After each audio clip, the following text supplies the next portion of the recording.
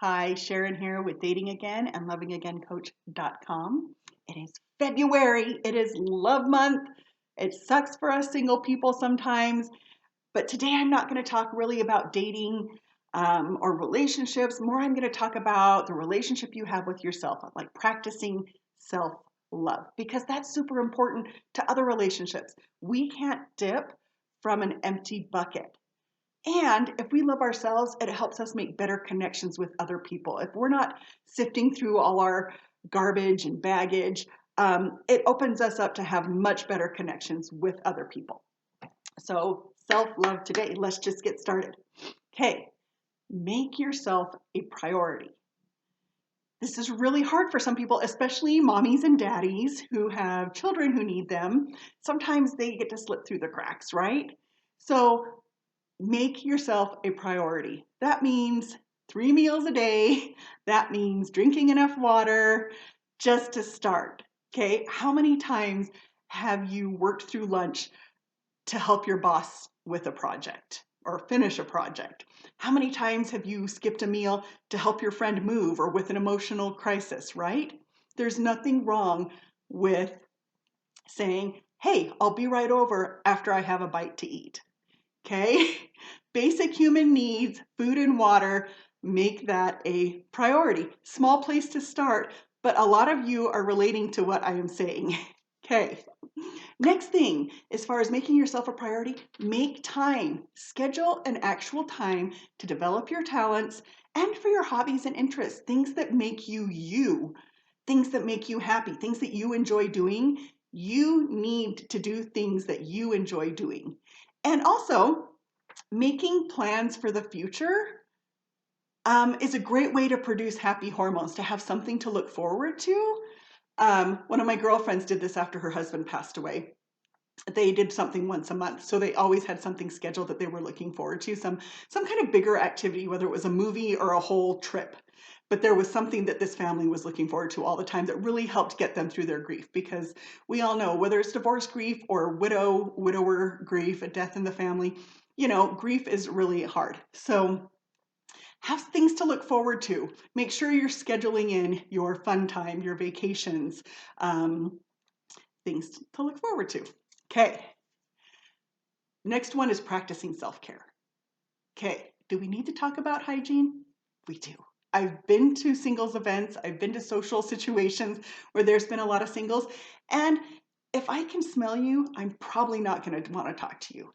So, first thing on the list, practicing self-care, is your hygiene. Okay, first of all, when you haven't brushed your teeth or put on deodorant, or maybe you haven't washed your clothes, you are not going to be a confident person. You are going to shrink back and try to hide yourself more. You can't tell me you're going to put yourself out there in the same confident way that if your hair's shiny and clean and your teeth are sparkling and your breath is good and you've got clean pressed clothes on, you're going to be more confident. So practice hygiene, good hygiene, okay? Next thing,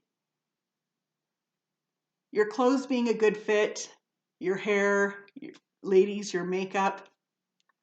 If you're looking at yourself in the mirror and you are not happy with what you are seeing, make little changes. That might be, ladies, a different color of lipstick, something as simple as that. Maybe that's, ladies and men, maybe that's a new hairstyle.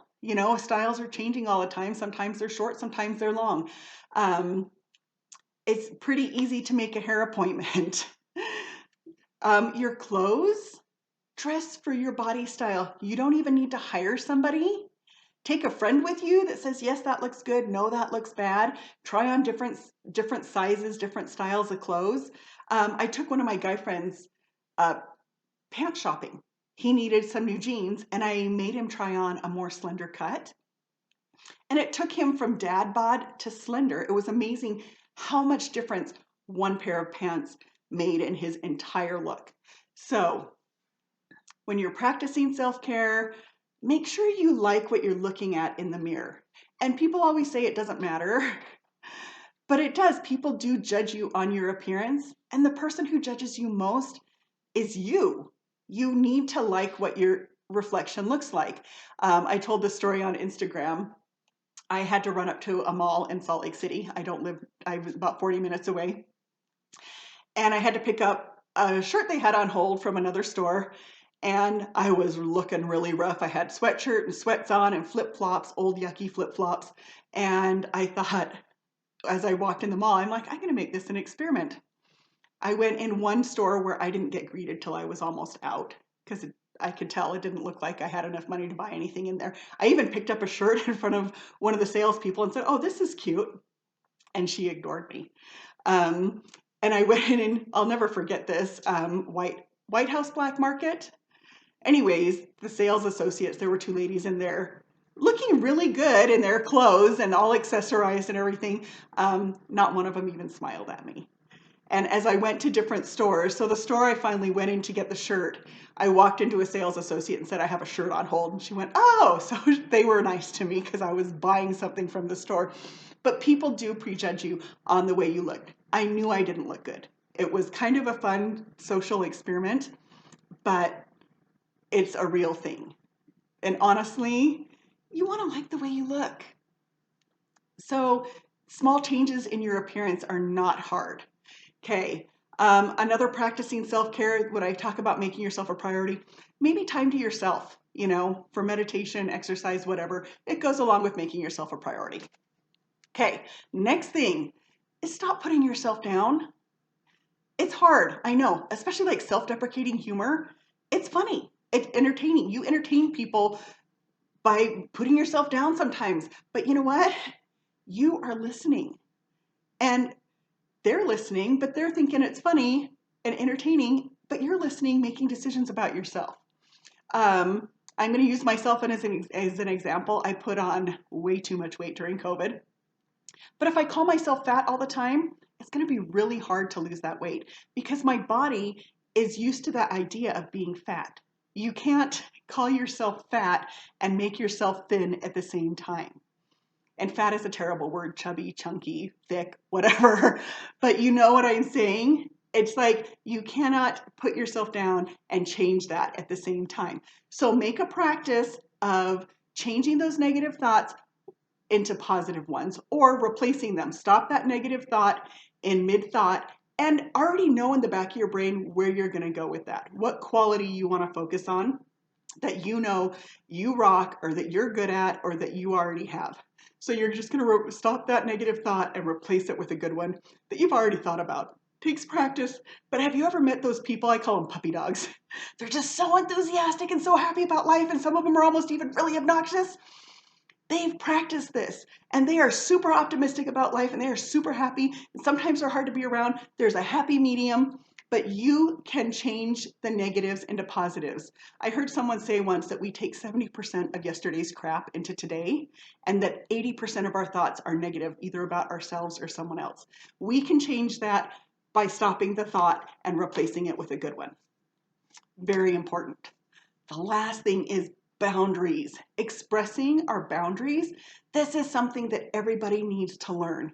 A lot of people can't do this in a smooth way that they're happy with, so they just don't do it because we're people pleasers. We don't want to step on people's toes. We don't want to embarrass another person. And so we let our boundaries get tromped on sometimes to please another person. But when you think about it, and if you know what you're going to say in your head, it's really not that hard.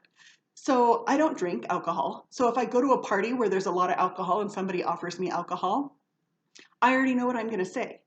I'm going to say, "Oh, no, thanks. I don't drink alcohol. Do you have a Diet Coke?"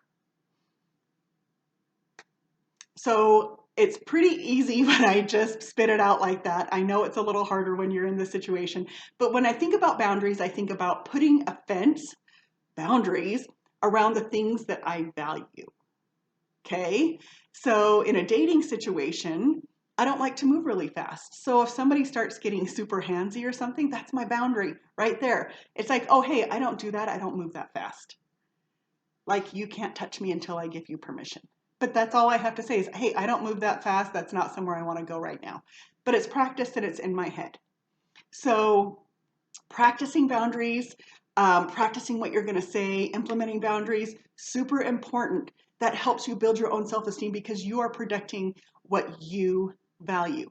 Now, sometimes our last thought here, boundaries need to come with a consequence. For instance, if you keep talking to me that way, I'm going to leave the room. That's a mild one. If you keep seeing that other woman, I might break up with you. That's an extreme one. But you get what I'm saying. So if you have them in your head, and you know what? Boundaries aren't just in dating situations. Boundaries might be with your siblings. Boundaries could be with your parents. Boundaries with your children are so important. Sticking to your boundaries with your children is such a good lesson for them, and that teaches them boundaries.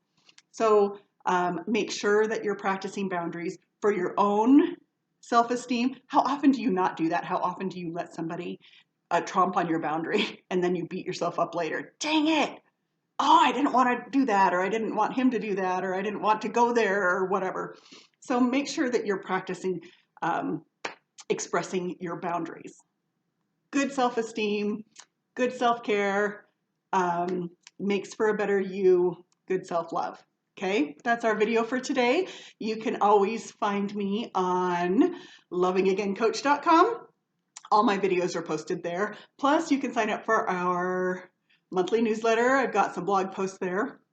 On Facebook, I'm at Dating Again, like YouTube, Dating Again, and Instagram is dating.again. I hope everybody has a really great Valentine's Day. See you soon.